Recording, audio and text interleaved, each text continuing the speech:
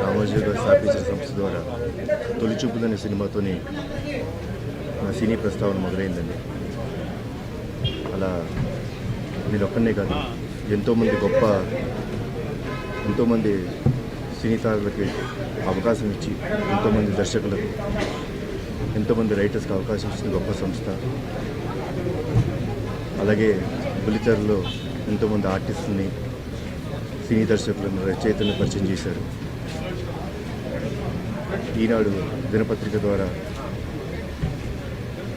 News మనకి చేరువ చేశారు. ఈటీవీ ద్వారా మనకి ఎన్నో న్యూస్ అందజేసిన గొప్ప వ్యక్తి రామోజీరావు గారు. అలాగే Ramoji film city, Asia's biggest film city కట్టి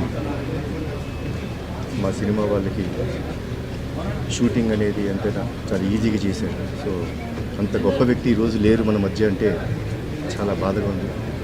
ఆయన ఆత్మకు శాంతి చేకూరాలని, ఆయన కుటుంబ సభ్యులందరికీ ధైర్యాన్ని ఇవ్వాలని మా దేవుని మనస్ఫూర్తిగా కోరుకుంటున్నాను.